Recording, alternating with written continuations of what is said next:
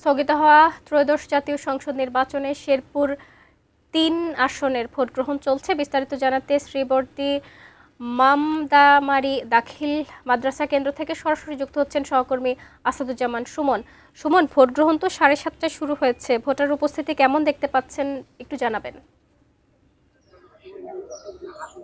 শাকিলা, ধন্যবাদ আপনাকে। আপনি যেমনটি বলছিলেন যে আসলে আমরা যে কেন্দ্রে রয়েছি সেই কেন্দ্রে কিন্তু দেখছি যে বেশ ভোটারদের উপস্থিতি রয়েছে, বিশেষ করে নারী ভোটাররা কিন্তু আসতে শুরু করেছে। এটি বেলা বাড়ার সাথে সাথে বাড়বে এমনটি কিন্তু এখানকার যারা প্রার্থী সমর্থক রয়েছেন তারা কিন্তু প্রত্যাশা করছেন। আমি একটু সংশোধনী দিচ্ছি শাকিলা আপনাকে। আমি যে কেন্দ্রে এখন রয়েছি সেটি হচ্ছে তাঁতিহাটি সরকারি প্রাথমিক বিদ্যালয়। এই বিদ্যালয়ে কিন্তু 4800 ভোটার এখানে রয়েছে। কিছুক্ষণ আগে এই কেন্দ্রে যিনি জামাতের প্রার্থী রয়েছেন আলহাজ মাসুদুর রহমান মাসুদ, তিনি কিন্তু এই ভোট কেন্দ্রে তার ভোটাধিকার প্রয়োগ করেছেন এবং ভোটাধিকার প্রয়োগ শেষে তিনি সাংবাদিকদেরকে যেমনটি বলেছেন যে বেশ কিছু কেন্দ্রে কিন্তু বিভিন্ন রকম হুমকি দমকি দেওয়া হচ্ছে। তিনি কিন্তু অবাধ, সুষ্ঠু এবং নিরপেক্ষ নির্বাচন নিয়ে শঙ্কা প্রকাশ করেছেন। তিনি বলছেন যে কয়েকটি কেন্দ্রে সিল মারার জন্য চেষ্টা করা হচ্ছে এবং সেটি তিনি প্রশাসনকে জানিয়েছেন।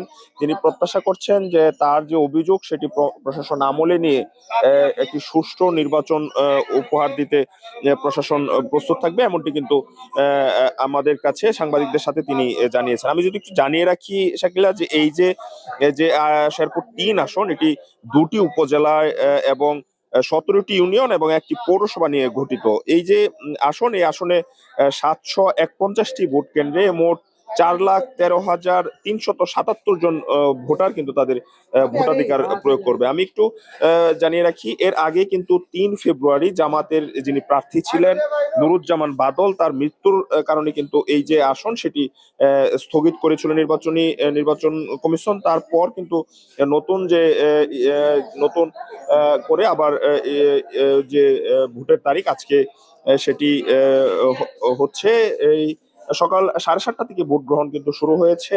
এটি বেলা 4টা পর্যন্ত চলবে, এমনটি কিন্তু এখানকার যারা রয়েছেন তারা আমাদেরকে জানিয়েছেন। সব মিলিয়ে আমরা দেখছি প্রশাসনের কিন্তু বেশ উপস্থিতি রয়েছে। তারা কিন্তু টহল কার্যক্রম পরিচালনা করছেন এবং আইন শৃঙ্খলার যারা বাহিনী রয়েছেন, সেনাবাহিনীর পাশাপাশি বিজিবি, র্যাব ও পুলিশের সমন্বয়ে পুরো এলাকায় কিন্তু কড়া নিরাপত্তা বলয় গড়ে তুলেছেন, এমনটি কিন্তু প্রশাসনের পক্ষ থেকে আমাদেরকে জানিয়েছেন। সব মিলিয়ে একটি অবাধ, সুষ্ঠু এবং নিরপেক্ষ এবং উৎসবমুখর একটি ভোট অনুষ্ঠিত হবে, এমনটি কিন্তু এখানকার মানুষ প্রত্যাশা করছেন। শাকিলা, এই ছিল আমার কাছে শেরপুর 3 আসন থেকে স্থগিত হওয়া নির্বাচনের সবশেষ খবরাখবর।